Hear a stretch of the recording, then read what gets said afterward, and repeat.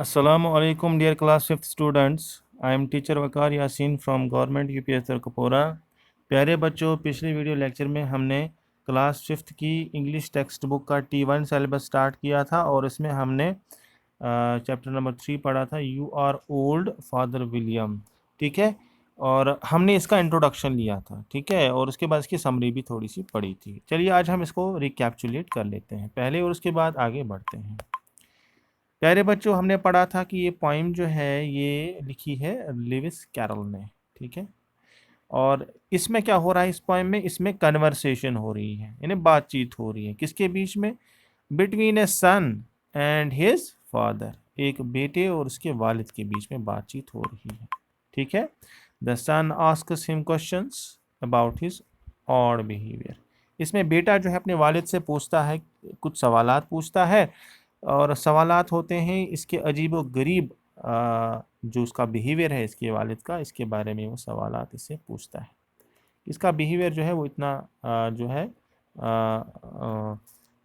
Odd क्यों है, अजीब व गरीब क्यों है। ठीक है प्यारे बच्चों, आगे पढ़ते हैं। The father gives funny answers. जो फादर है वो इन सवालात के बदले में अपने बेटे को कुछ मजाकी टाइप के जवाब देता है। चलिए आगे पढ़ते हैं।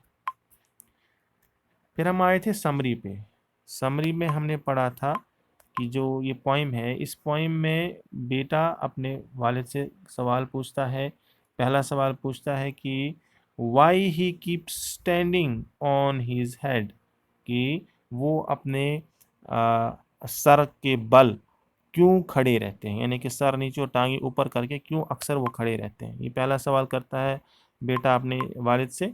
The father answers that he has no brain.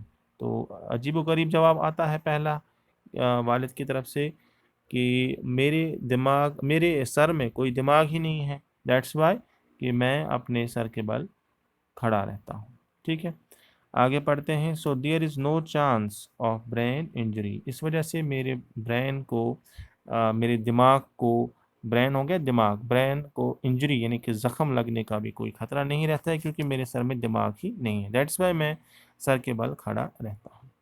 Next सवाल क्या पूछता है बेटा अपने वालिद से, देख लेते हैं। The son asks why he turns a back somersault. तो दूसरा सवाल है बेटे का अपने वालिद से, अपने फादर से, कि आप बैक समरसॉल्ट क्यों करते हो। ठीक है ना। The father answers that in his youth he used an ointment to keep his limbs flexible. तो वालिद जवाब देता है अपने बेटे से कि जो मेरा यूथ था, यानी कि मेरी जवानी जब थी, जब मैं जवान था, जब मैं अपनी जवानी में था, तो मैं एक ऑइंटमेंट यूज़ करता था, एक किस्म का लोशन।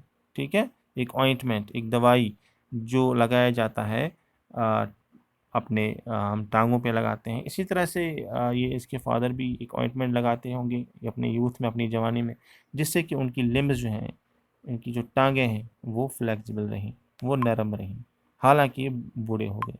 ठीक है, the son asks how he manage to eat a whole goose in such old as.